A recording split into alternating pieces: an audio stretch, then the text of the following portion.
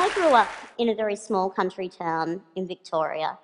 I had a very normal, low-key kind of upbringing. I went to school, I hung out with my friends, I fought with my younger sisters. It was all very normal. And when I was 15, a member of my local community approached my parents and wanted to nominate me for a Community Achievement Award. And my parents said, that's really nice, but there's kind of one glaring problem with that. She hasn't actually achieved anything. Yeah. And they were right, I went to school, I got good marks, I had a very low-key after-school job in my mum's hairdressing salon, and I spent a lot of time watching Buffy the Vampire Slayer and Dawson's Creek. Yeah, I know, what a contradiction. But they were right, I wasn't doing anything that was out of the ordinary at all. I wasn't doing anything that could be considered an achievement if you took disability out of the equation.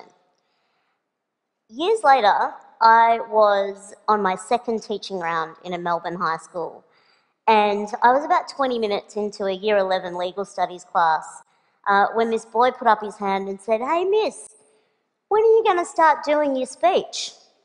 And I said, "What speech?"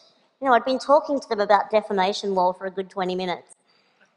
And he said, like your motivational speaking. When people in wheelchairs come to school, they usually say, like, inspirational stuff. Yeah. It's usually in the big hall. And that's when it dawned on me. This kid had only ever experienced disabled people as objects of inspiration. We are not, to this kid, and it's not his fault. I mean, that's true for many of us. For lots of us, disabled people are not our teachers or our doctors or our manicurists. We're not real people. We are there to inspire. And in fact, I'm sitting on this stage looking like I do in this wheelchair, and you are probably kind of expecting me to inspire you, right? Yeah. Well, ladies and gentlemen, I'm afraid I'm going to disappoint you dramatically. I'm not here to inspire you. I'm here to tell you that we have been lied to about disability. Yeah, we've been sold the lie that disability is a bad thing. Capital B, capital T. It's a bad thing, and to live with disability makes you exceptional. It's not a bad thing, and it doesn't make you exceptional. And in the past few years, we've been able to propagate this lie even further via social media. You may have seen images like this one: the only disability in life is a bad attitude. Or this one: your excuse is invalid, indeed. Or this one: before you quit, try. Yeah. These are just a couple of examples, but there are a lot of these images out there. You might have seen the little girl with no hands drawing a picture with a pencil held in her mouth. You might have seen a child running on carbon fibre prosthetic legs. And these images, there are lots of them out there. They are what we call inspiration porn. And I use the term porn deliberately because they objectify one group of people for the benefit of another group of people. So in this case, we're objectifying disabled people for the benefit of non-disabled people.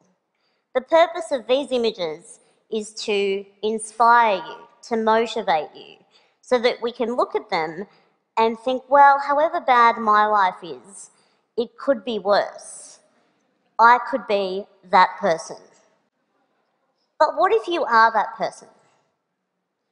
I've lost count of the number of times that I've been approached by strangers wanting to tell me that they think I'm brave or inspirational. And this was long before my work had any kind of public profile. They were just kind of congratulating me for managing to get up in the morning and remember my own name. And it is objectifying. These images objectify disabled people for the benefit of non-disabled people. They are there so that you can look at them and think that things aren't so bad for you, to put your worries into perspective. And life as a disabled person is actually somewhat difficult. We do overcome some things. But the things that we're overcoming are not the things that you think they are. They are not things to do with our bodies. I use the term disabled people quite deliberately because I subscribe to what's called the social model of disability, which tells us that we are more disabled by our bodies, the society that we live in rather, than by our bodies and our diagnoses. So I've lived in this body a long time. I'm quite fond of it. It does the things that I need it to do, and I've learnt to use it to the best of its capacity, just as you have. And that's the thing about those kids in those pictures as well. They're not doing anything out of the ordinary. They are just using their bodies to the best of their capacity. So is it really fair to objectify them in the way that we do, to share those images?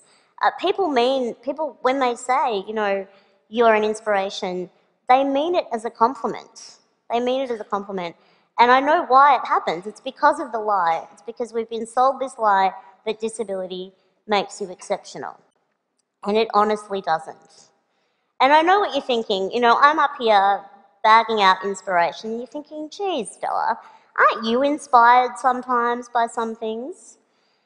And the thing is, I am. I learn from other disabled people all the time. I'm learning not that I'm luckier than them, though.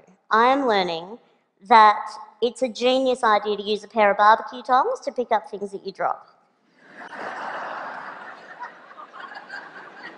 I'm learning that nifty trick where you can charge your mobile phone battery from your chair battery. Genius. We are learning from each other strength and endurance, not against our bodies and our diagnoses, but against a world that exceptionalizes and objectifies us. I really think that this lie that we've been sold about disability is the greatest injustice. It makes life hard for us. And that quote, "the only disability in life is a bad attitude," the reason that that's bullshit is because it's just not true. Because of the social model of disability, you know, no amount of smiling at a flight of stairs has ever made it turn into a rap. Never.